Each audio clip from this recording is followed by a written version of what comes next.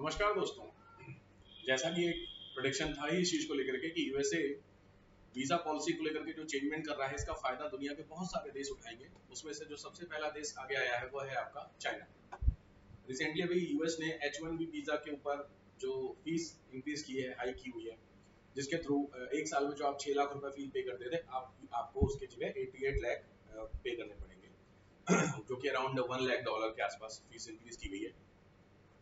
Obvious है, बहुत सारे लोग पहले एक प्रोडिक्शन चलता था कि लगभग 6 लाख रुपए हम खर्च कर रहे हैं साल के, अब आपको उसकी जगह 88 लाख रुपए खर्च करने पड़ेंगे, तो कहीं ना कहीं तो निगेटिव जाएगा ही जाएगा। ऑब्वियस है, हर किसी के साथ सोचना पड़ जाएगा क्योंकि 6 लाख और 88 लाख में काफी डिफरेंस हो जाता है। तो अब लोग जो ऑप्शन ढूंढ रहे हैं वो यूएस, तो ऑब्वियस है पॉसिबल थोड़ा सा कम होगा, तो लोग उस ऑप्शन को ढूंढ रहे हैं जो अप्रोक्सीमेट सिमिलर हो लेकिन थोड़ा सा चीप हो, सस्ता हो। तो उस चीज के लिए चाइना नए अपना वीजा लेकर के आ गया विच इज कॉल्ड के वीजा। तो चाइना ने अपना नया वीजा लॉन्च कर दिया है के वीजा के नाम से। तो चलिए इस सेशन में समझते हैं व्हाट इज के वीजा। के वीजा की बात करते हैं तो अमेरिका ने प्रोफेशनल्स के लिए H1B वीजा की फीस लगभग 6 लाख से बढ़ाकर 88 लाख कर दी है, ऑब्वियस है। तो इसकी जो चाइना ने नया के वीजा स्टार्ट कर दिया। इस वीजा की बात करते हैं तो ये science, technology, engineering, maths, stem से जितने भी युवा हैं स्किल्ड प्रोफेशनल उनके लिए, जो कि 1 अक्टूबर 2025 से एप्लीकेबल हो जाएगा, यानी अक्टूबर से आप इसके लिए अप्लाई कर सकते हैं। इन सब्जेक्ट्स में रिसर्च कर रहे कैंडिडेट भी के वीजा के लिए आवेदन कर सकेंगे। सबसे इंपॉर्टेंट बात है कि चीनी कंपनी से नौकरी का ऑफर न होने पर भी इस वीजा के लिए आवेदन कर सकते हैं। इट क्लियर मीन कि आप चाइना में जॉब नहीं भी करते तो भी आप इस चीज के लिए एप्लीकेबल हैं। अमेरिका ने 21 सितंबर से H1B वीजा फीस को बढ़ा दिया था, जो कि इसका ऑब्वियस बात है कि वीजा क्या होगा, ये अमेरिका का जो H1B वीजा है उसका क्या माना जा रहा है, एक विकल्प माना जा रहा है। तो काफी इंपॉर्टेंट चीज होती है। चलिए डिफरेंस की बात कर लेते हैं। What is the difference between H1B visa and के वीजा के बीच में क्या क्या अंतर होता है। तो सबसे पहली बात करते हैं कि इसको ले कौन सकता है। तो ऑब्वियसली ग्रेजुएशन डिग्री और नौकरी ऑफर वाले, वहां पे भी ग्रेजुएशन डिग्री और नौकरी ऑफर वाले, तो इस पॉइंट पे दोनों सिमिलर है। नेक्स्ट होता है कंपनी का सपोर्ट और स्पॉन्सरशिप होना चाहिए, वहां पे स्पॉन्सरशिप जरूरी नहीं है।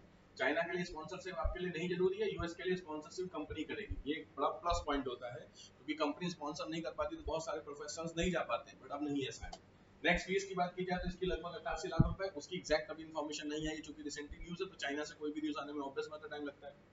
टाइम लिमिट की बात की जाए तो आप काफी टाइम तक रह सकते हैं, लेकिन इसके लिए मैक्सिमम 3 साल है। एक एक्सटेंशन लेंगे 3 साल का तो 6 साल के लिए।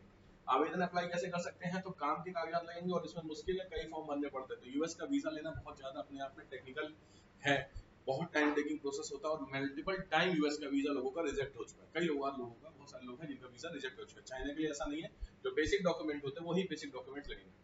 अब चाइना की बात करते हैं तो टोटल 12 तरह के वीजा जो होते हैं वो चाइना क्या करता है, रिलीज करता है। अभी चीन में काम करने के लिए आर वीजा या जेड वीजा का इस्तेमाल किया जाता है, यानी राइट नाउ अगर आप चाइना में काम करने के लिए सोचते हैं तो वहां पे आर वीजा या जेड वीजा आपको लगता है। जेड वीजा की वैधता 1 साल की है, आर वीजा में ठहरने के लिए 180 दिन मिलते, 6 महीना। आर वीजा के लिए कोई फीस नहीं ली जाती, लेकिन इसकी आवेदन प्रक्रिया थोड़ी सी प्रोसेस होती है, इसलिए ये उतना सक्सेसफुल हो नहीं पाया। फिर के वीजा की बात करते हैं, विदेशियों को ज्यादा समय तक चीन में रहने की सुविधा मिलती है। हालांकि अभी एग्जैक्टली नहीं है कि लगभग कितने टाइम के लिए इनको रहने को मिलता है। जो सुविधाएं दी गई हैं के में वो जेड वीजा में नहीं होती हैं। जेड वीजा भी इसी तरीके से रिलीज होता है।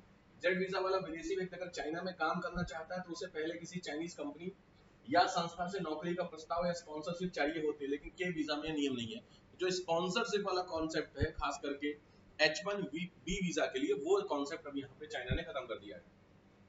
नौकरी बदलते हो नया वीजा लेना पड़ता है, के वीजा के साथ ऐसा कोई नियम नहीं है। शिक्षा और अनुभव के आधार पर आप डायरेक्ट क्या कर सकते हैं, इसके लिए अप्लाई कर सकते हैं। तो आप कहीं ना कह सकते हैं यूएस के लिए बहुत तगड़ा रिटेलिएशन है बाय द चाइना। इस तरीके की जब प्रोसेस होने लगती है चीजों को लेकर के, तो लोग धीरे धीरे उनका रुझान बढ़ने लगता है यूएस की तरफ। अब डिफरेंस करते हैं, what is the difference between Z visa and के वीजा, ये पूछा हुआ है। एक बार सिविल्स में भी आया हुआ क्वेश्चन था और आपके लिए जरूरी कि जेड वीजा और के वीजा के बीच में डिफरेंस क्या होता है। तो किसी भी फील्ड की नौकरी के लिए जरूरी है आपका जेड। के साइंस, टेक्नोलॉजी, इंजीनियरिंग और मैथ यानी जो स्टेम वर्ड होता है इसकी फील्ड के लिए जरूरी होता है। नेक्स्ट, चाइनी कंपनी का ऑफर और स्पॉन्सरशिप जरूरी है, वहां पे स्पॉन्सरशिप की जरूरत नहीं है, इसलिए लोग इस पे ज्यादा जा रहे हैं। वीजा मिलने के बाद ही चाइना में नौकरी मिलेगी, वहां पर भी ऑब्वियस बात ऐसा नहीं है।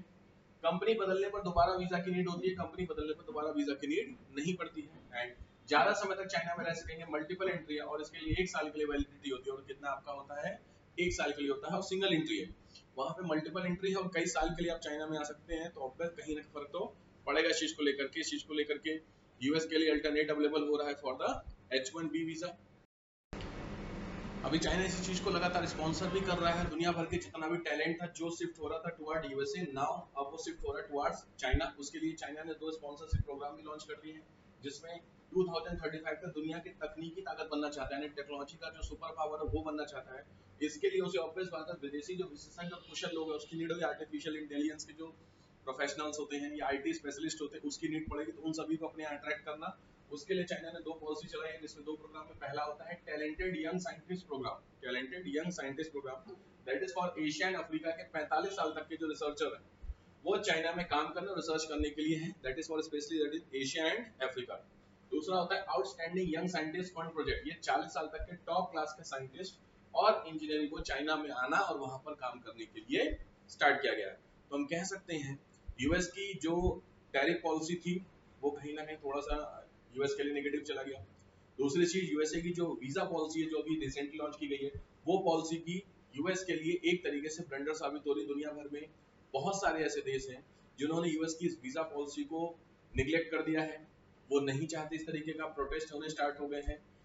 देखो यूएस की जो पॉलिसी होती है उसमें समझने वाली बात ये होती है कि जो पॉलिसी है वो तो आप चेंज नहीं कर सकते हैं, यूएस गवर्नमेंट ही चेंज कर सकती है। हाँ, इसका इम्पैक्ट लॉन्ग टर्म में अगर देखा जाएगा तो वो सबके ऊपर निगेटिव पड़ेगा, सबके ऊपर मतलब इंडियंस के ऊपर भी पड़ेगा, क्योंकि बहुत सारे लोगों की जो लाइफ है वो यूएस बेस्ड कंपनी में ही चल रही है। कल को अगर यूएस बेस्ड कंपनी इस तरीके की इंक्रीजमेंट करती, हाइक करती किसी चीज को लेकर के, तो हो सकता है लोगों के अंदर उतनी कैपेबिलिटी ना हो कि वो इतना फीस पे कर सकते हैं। तो ऑब्वियस बात है वो लोग क्या करेंगे, रिजाइन करेंगे। तो रिजाइन करेंगे तो नुकसान किसके लिए हो जाएगा, इंडियंस के लिए हो सकता है। ठीक है, आने वाले टाइम में धीरे धीरे समझेंगे इस चीज को लेकर के क्या होता है कैसे होता है। बहरहाल चाइना ने के वीजा लॉन्च कर दिया जो कि एक अल्टरनेट मिल रहा है यूएस को।